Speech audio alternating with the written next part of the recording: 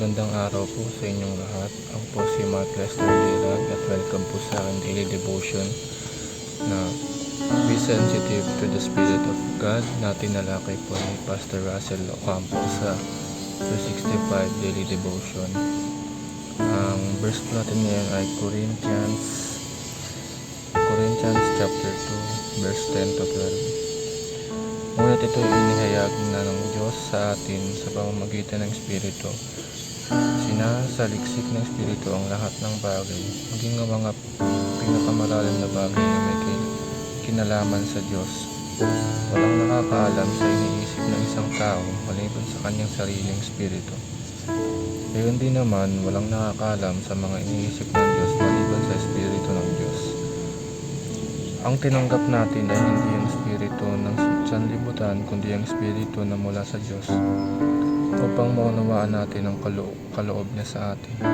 Ang sinasabi po sa verse na ito ay ang Diyos ay at ang isip natin ay iisa lang po kung tatanggapin natin ang Panginoong Jesucristo. Dahil kapag nangusap sa atin ang Panginoon, pag nangusap sa atin ang Holy Spirit, ito rin po ang iniisip ng Diyos, kaya dapat po natin itong sundin. Ang unang katuruan po ay God imparted Himself to us. Ang Diyos ay binigay ang kanyang sarili sa atin. Binigay ng Diyos ang kanyang sarili sa atin upang tayo ay maligtas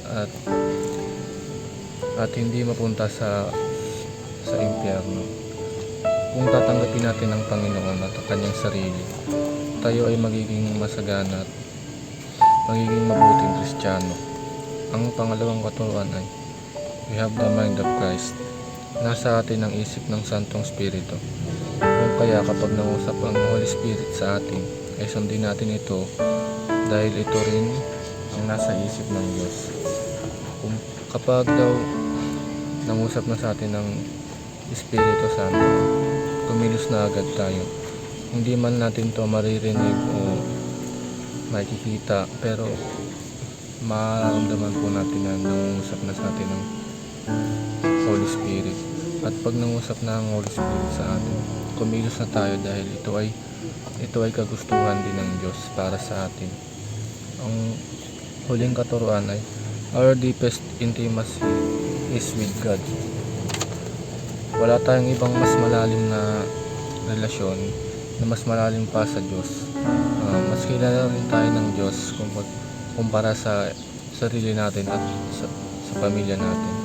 Dahil ang Diyos ay nasa atin, mas kilala niya tayo dahil tayo ay kanyang anak at tinanggap na natin siya.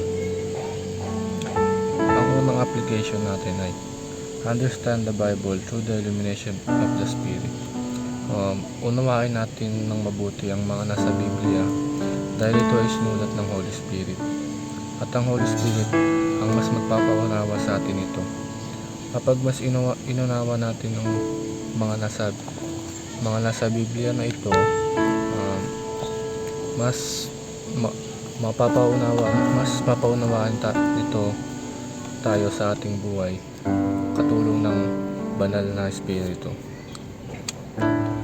Number 2, talk with God about your innermost thoughts. Tayong mga anak niya, lagi natin kausapin ng Panginoon kung anong mga problema natin, mga alalahanin, mga iniisip. Kausapin natin ang Panginoon upang tayo ay mapalapit sa Kanya. At siya rin ang magbibigay ng mga payo at kalakasan sa atin kung tayo ay may pinagdadaanan. Ang huling application ay pursue intimacy with God by being sensitive to the voice of the Spirit.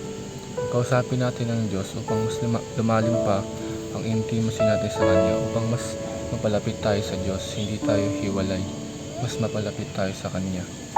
Kailanman, hindi tayo ipapahamak ng Diyos at mas dadalhin pa tayo sa magandang direksyon. Dahil mahal tayo ng Diyos, hindi niya tayo ipapahamak at ilalayo pa niya tayo sa mga kasalanan. Yun lamang po. Upang ipagtapos ang aking devotion ngayon, tatapusin ko po ito sa pag-iasal. Lord, salamat po sa mga realizations at aral na tinuro po sa akin ngayon sa devotion ko. Lord, ingatan niyo po ako lagi, pati po pamilya ko. Salamat din po sa mga blessings na binibigay niyo po sa akin sa araw-araw. Lord, humihingi po ng kapatawaran sa aking mga kasalanan at patawarin niyo rin po ang nakagawa ng kasalanan sa akin. In Jesus' name we pray. Amen.